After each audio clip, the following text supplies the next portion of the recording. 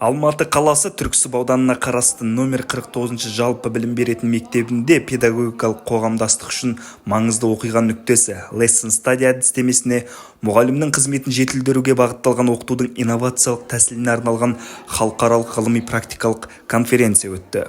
Ұжымдық ойындар өткізу сенімділікті арттырудың және бірге жұмыс істеуге деген ұмтылысты ынталандырудың тамаша тәсілі. Математика пәнінің мұғалімі Штарк Марина және география пәнінің мұғалімі Усманов Махмудшан шынжыр табан, төңкеріс және өткел ойындарын ұйымдастыра отырып, достық пен ынтымақтастық атмосферасын құра алды. Бұл ойындар қатысушылардың физикалық, логикалық дамуына ықпал етіп қана қоймай, командалық рухты нығайтты. Бұл конференцияның мақсаты мектеп ортасында зерттеу жұмыстарын жүргізу бойынша тәжірибе және білім алмасу болды.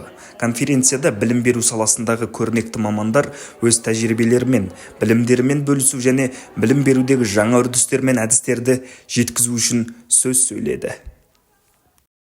Мектеп директоры Хисамеддинова Жанна Тәңірбергеновна сабақты зерттеу мұғалімдердің кәсіби дамуының тиімді құралы ретінде тақырыбында баяндама жасап, педагогикалық практиканы талдау мен жетілдіруге жүйелі көзқарастың маңыздылығын атап өтті.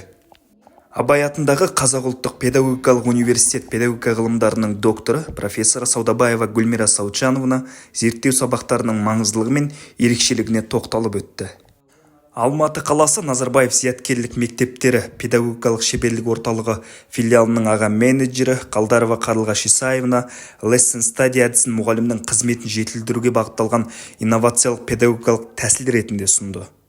Қазақ ұлттық қыздар педагогикалық университетінің академиялық бағдарламаларды әзірлеу және сапаны қамтамасыз ету бөлімінің директоры Мерқұлова Аида Бақытбекқызы жоғары педагогикалық білім беруде Lesson Study енгізудің табысты тәжірибесі туралы өз ойларымен бөлісті. Сингапур білім берудегі инновациялық тәсілдермен танымал. Сингапурлық әріптесіміз Амангелді Жұлдыз Zoom платформасы арқылы Сингапур еліндегі оқу және оқыту, сабақтардағы зерттеудің қажеттілігі туралы ой-пікірмен бөлісті.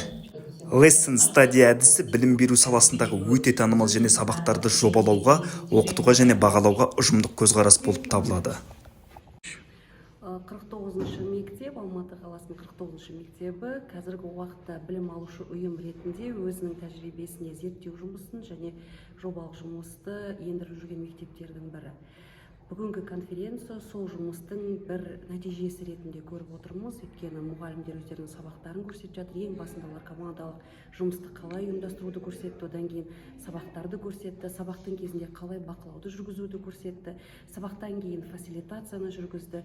Бұл ұжымның әлі ішкі әлеуеті қолданады деп үміттенемін және сенімдімін. Мектеп әлі керемет белестерге жетеді.